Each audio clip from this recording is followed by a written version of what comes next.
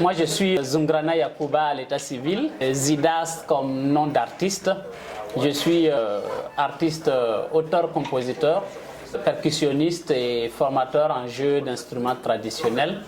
Je suis chanteur et chevalier de l'ordre du mérite burkinabé et je suis le responsable de Faso Yumba, qui est une structure et en même temps un groupe de percussionnistes traditionnels, voilà, qui aspirent à un lendemain meilleur.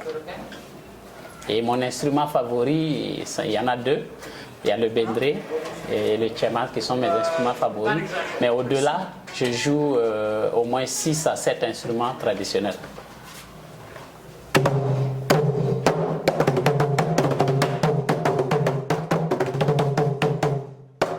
Comme Traoré, on passe à Panga. Merci. Thing that I told you before about the themes that they speak about. So their show, it's always following the news basically. The news. It's, what's happening in the country. What is so it's not it's not purely something traditional that is kind of dead. They're just repeating just for the sake of repeating something from the past. That's not all what it is. It's they use the original instruments because they have a language. And this language they use to tell stories that are linked to what's going on.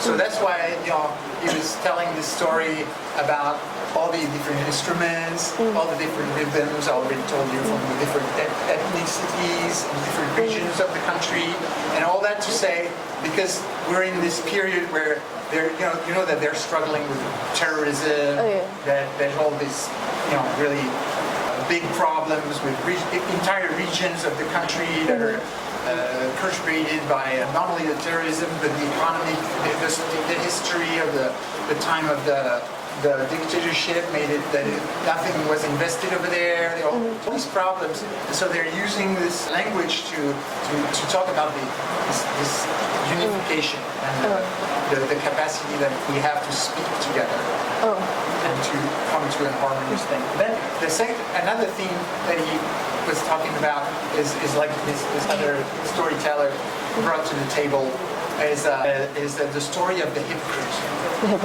And at all times, we always have to struggle with the hypocrites. And the hypocrite he used the images, the reference to animals. So he doesn't say that for humans directly. He uses animal figures that are this animal comes to each other animals and he tells them something about another animal and that he's going to go and eat or go and screw up. And so it's a reference to hypocrites in the real life that are manipulating things by going to one and saying things about another one, and then this one starts to mess around with the other one because Yeah, the metaphors. It's a metaphor. Exactly. Yes. But for their performances, do they ever use like local languages, or is it in French? No. I think they mix them. They mix it. But let's ask him. Yes.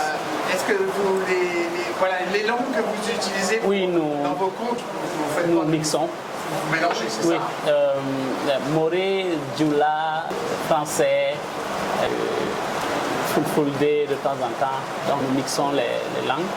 Voilà. Ça dépend des circonstances.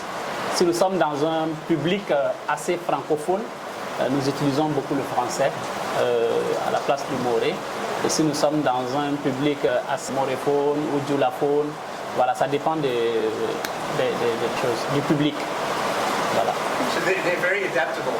They do use, they know a lot of languages. Yes. They use more of the language that everybody understands there. So if they're in Paris, they're gonna speak more French, or if they're here they're gonna speak more Moré, probably. So they're gonna use more of the language that they are addressing themselves to, if they know it.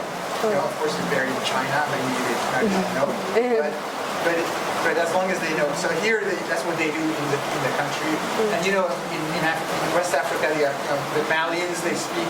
A lot of them, they speak Jula is part of the one languages that they speak, one of the main language in Burkina Faso, and it's very similar to Bambara, which is what the Malians are speaking. So when they go to Mali, for example, they're going to speak more of that. So basically, it's very adaptable. Very,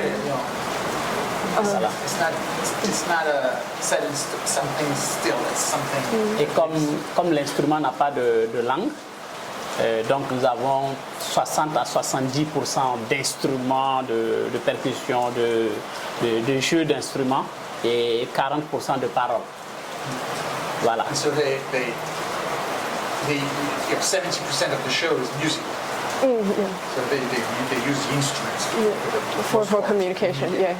But as you know, as you see, their way of playing the instruments is very much using it to sing. They're saying things. Yes. So it's a very, very focused on that connection with what they're talking about. Is there like a more personal theme to their performance? Like maybe they talk about their own difficulties or the problem they're facing rather than like only what's on the news? Or is it more like what it speaks to the audience?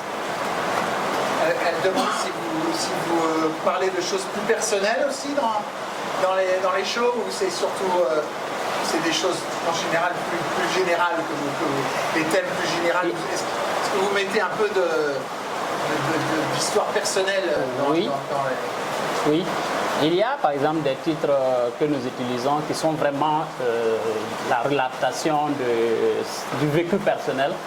Bon, comme par exemple, il y a des chansons par exemple qu'on refait qui parlent des débuts de musique, qui parlent de nos débuts de musique, quand on commençait la musique, comment est-ce que c'était.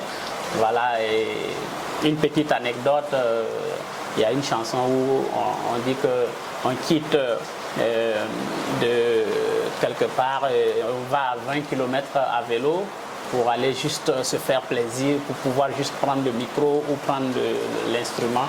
Donc ce sont des vécus personnels que nous mettons aussi dans les créations. Voilà. So yes, they sometimes do that. He refers to something they often do is refer to their uprising in music. So their education, so when they were little, for example, they were young musicians, and they can tell stories about that.